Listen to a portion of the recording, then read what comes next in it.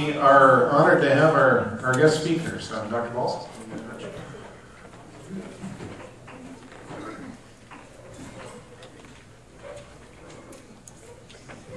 Well, it's my esteemed pleasure and honor to introduce to you my favorite professor of all time, Dr. Danes and his wife, Josimo, an adventuress of her own.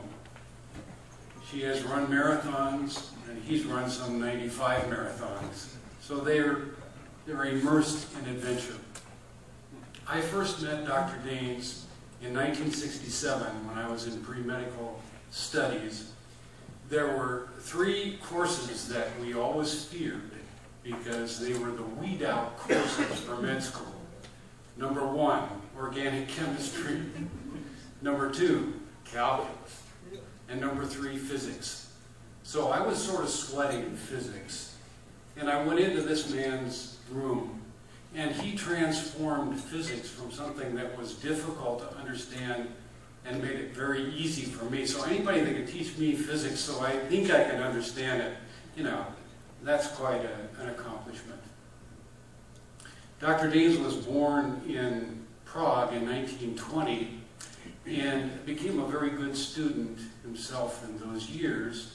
His studies were interrupted when the Nazi regime invaded Czechoslovakia.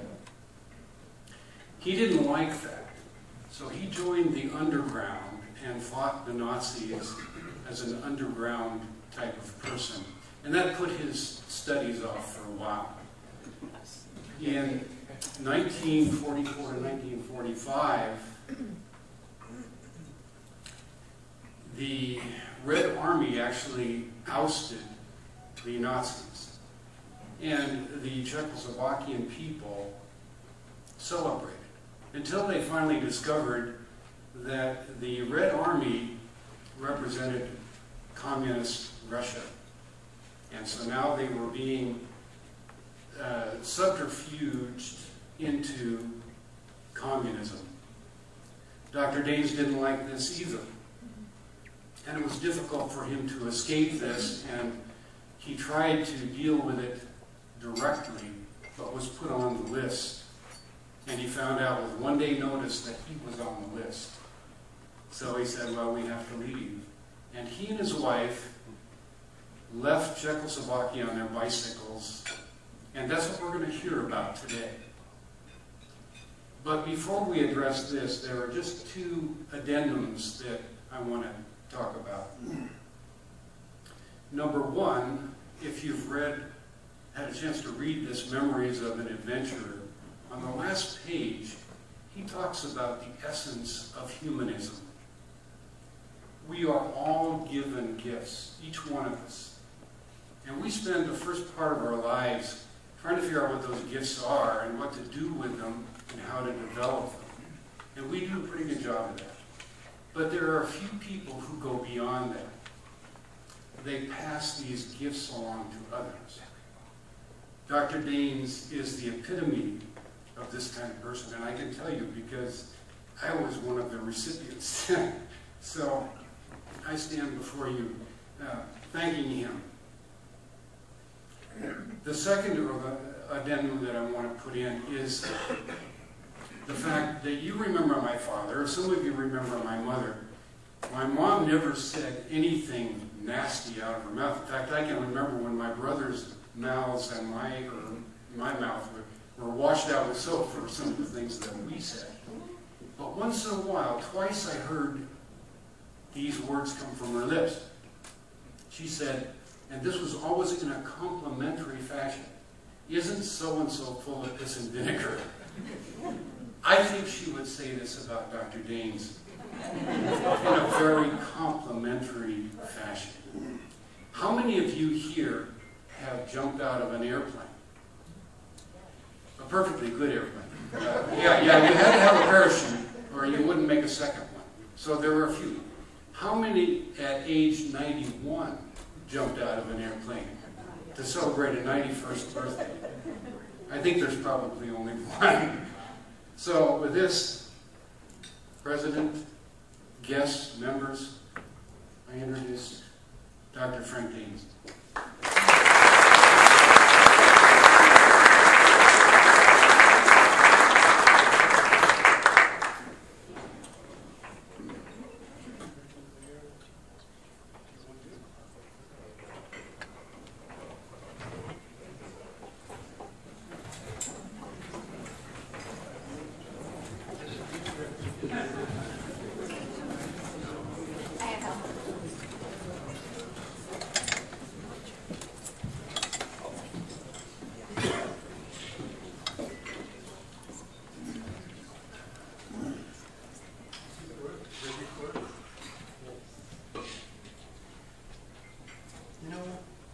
After that kind of introduction, I can't but disappoint you.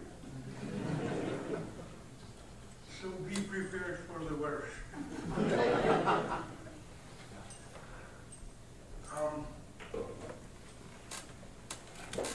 Honestly, I didn't want to write down my adventures. I thought that they were minute.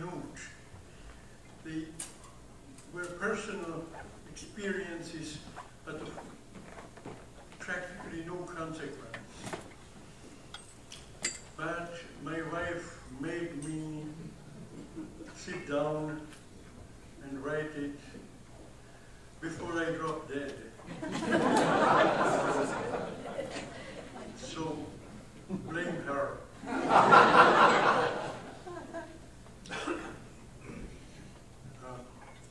There were many events during my life, but I want to speak especially about our escape, because I think that mentioning it, I have the opportunity of sort of expressing my thanks to this country and to the people of this country.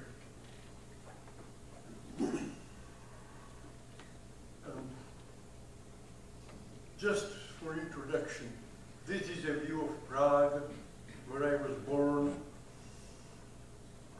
and as soon as I take over, that's the royal castle, that's where I will reside.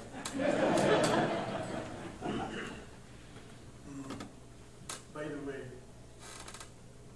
I am neither Republican nor Democrat, I am monarchist, and I'm serious about it. But we moved out of Prague when I was quite small. My father was a physician, and he got an invitation to a newly established university in Bratislava, in today's Slovakia. This, by the way, is the old royal castle in Bratislava, where the kings of the Hungarian kingdom were crowned. Now, at the time when we lived there, it was a ruin, but now they reconstructed it and it looks very beautiful. We lived there until 1938. Everything was okay, but then the political turmoil that resulted in World War II started, and we were kicked out. This now is the presidency of the university where my father taught embryology and histology. But that doesn't actually have much to do with it. We returned to Prague, and I studied at Charles University. And Charles University was established in 1348. But of the original building, only this much is left. This, the rest was changed. brought some picture books, so if you, and some items of interest. If you want to look at it, you're welcome. I finished there, and after that I became an assistant professor of physics at Pearson. So this is the city hall. I don't have a picture of the school itself. People who are not teetotalers know of Pilsner. Well, that's where it originated. Unfortunately, what goes as Pilsner here, well, leaves something to be desired. And that's where I was from 1948 until 1950. In 48, the communists took over, and that was actually an immediate new program. You may know about it. After World War II, under the influence of the United States, Europe started a reconstruction. Do you have that picture of Berlin?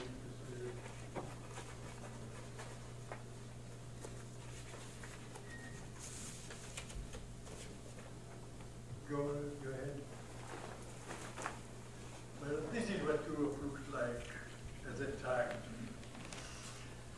Under Marshall Plan, Europe was reconstructed in a remarkably short time.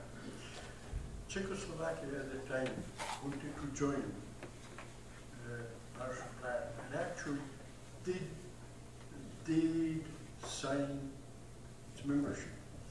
Immediately, the three people who signed it were called on the carpet to Moscow, and from there they rejected. So Czechoslovakia, fortunately, was not that badly hurt by the war hands, but it still carried scars. It carried them longer than practically anybody. Not only did the communist takeover stop the economic recovery, it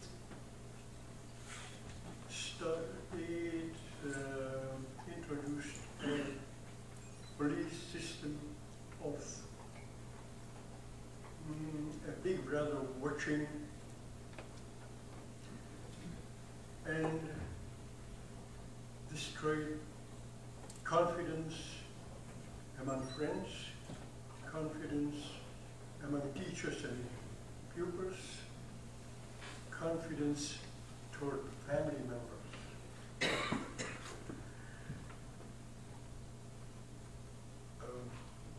That's enough if you want to turn to it.